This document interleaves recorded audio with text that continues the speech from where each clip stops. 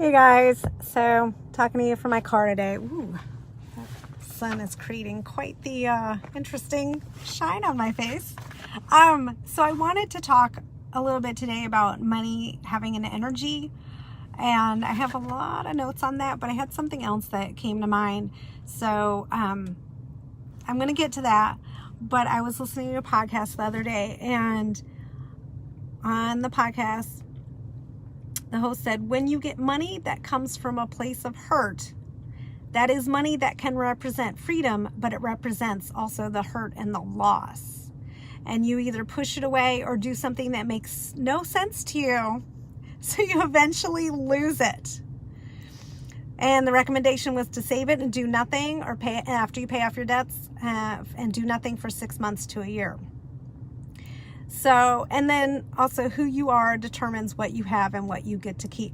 This so spoke to me because I had to fight for the money for Alon, but I got some money for myself within a year of getting out of the hospital. And this ties back into as well money having an energy, because originally when I got that money, I did things that I knew I needed to do, like buy a car. I didn't have a car, but I bought a car that Alon would have wanted. I bought an electric car because that's what he and I talked about. I bought an orange car because that's what he and I talked about.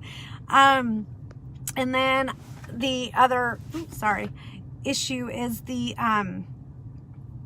stuff I did to the house. So when you have in mind that you're going to spend this money or forgive this debt or give this money away with the understanding that it's coming back to you, or that you're expecting a return of some kind, then I think you're giving it a negative connotation. So I noticed when I was putting money into the house, it was like, you know what, Alana and I always wanted to do this. You know what, this is going to make me happy. You know what, this is awesome. This gives me joy. That was my thought. So when that's my thought, putting money in my house, and not, oh, you know what, I'm going to sell it faster this way, or I'm going to get my return on my investment. My mother kept saying to me, you're never going to get your money back in your neighborhood. I didn't care.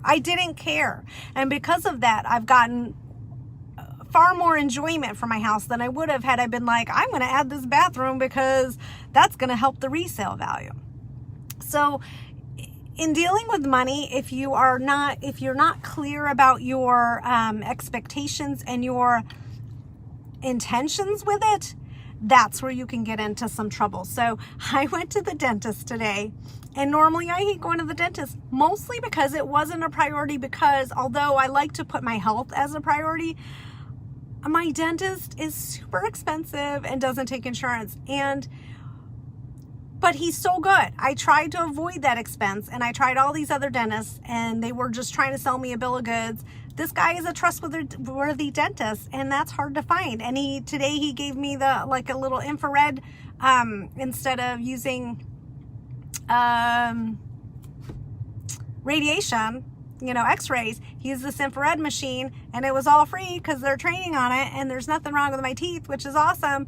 But when I let go of that thought of the dentist, the cost, I felt so much better about it. It was like, okay, this is a priority. I'm changing my priorities. I'm shifting my priorities. So when you put that positive energy into money and how you spend it, you eventually get the returns you want. So I'll give you another example. When I was going through some of the training, some of the workshops I went to, I think in the back of my mind, I always thought, well, if I invest like $20,000 here or whatever, I'm going to get $100,000, at the end of the year for doing this.